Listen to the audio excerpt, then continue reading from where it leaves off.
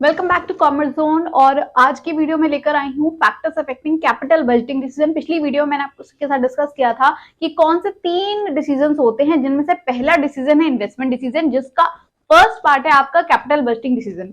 अब अगर आप लॉन्ग टर्म प्रोजेक्ट में इन्वेस्ट कर रहे हो तो कौन कौन सी चीजें आपको ध्यान में रखनी है, इसे कहते हैं फैक्टर्स अफेक्टिंग कैपिटल बजटिंग। सबसे पहली चीज जो आप ध्यान में रखोगे वो है cash flow of the project. मतलब मैं आपके पास एक स्कीम लेकर आऊं कि देखो आपको आज 10 लाख रुपए इन्वेस्ट करने हैं और 10 साल बाद ये 10 लाख पूरे 20 लाख यानी डबल होके आपको मिल जाएंगे। एक तो ये स्कीम है, लेकिन पूरे 10 सालों में आपके पास कोई भी कैश फ्लो नहीं आएगा, मतलब कोई भी पैसा आपको रिटर्न में नहीं मिलेगा, इकट्ठा 20 लाख रुपए मिलेगा।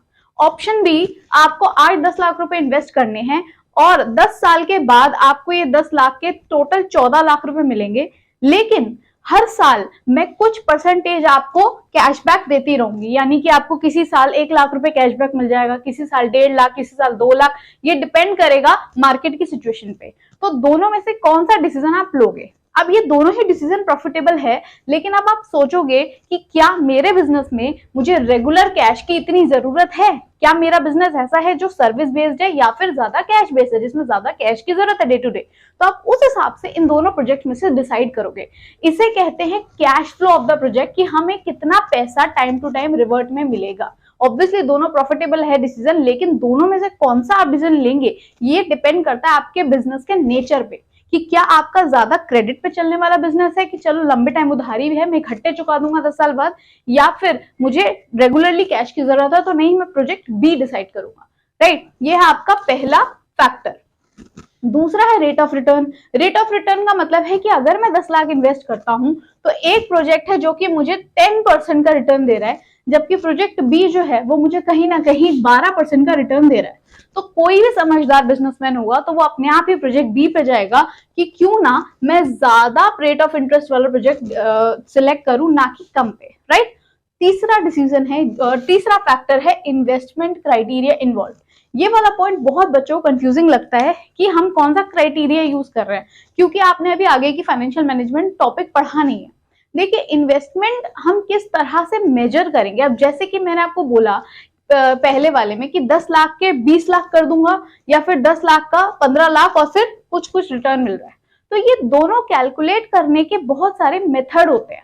राइट, तो ये जो क्राइटेरिया है ये और कुछ नहीं, मेथड्स की बात हो रही है।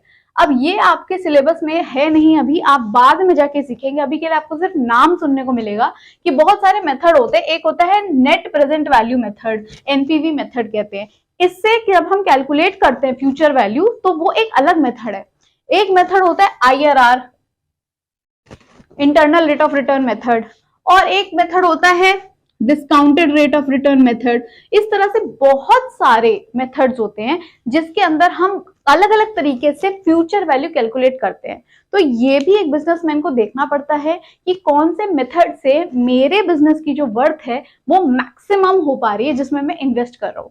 तो ये तीनों फैक्टर्स जब हम कंसिडर कर लेते हैं तब हम एक प्रोजेक्ट सिलेक्ट करते हैं, उसके सारे प्रोज एंड कॉन्स देखने के बाद कि मेरे बिजनेस के हिसाब से मुझे कौन सा जो प्रोजेक्ट है वो फाइनल करना है। राइट, तो ये है आपके 3 फैक्टर्स। इन तीनों फैक्टर्स के अंदर क्या मतलब है, आई होप आपको बहुत अच्छे से क्लियर हो गया है।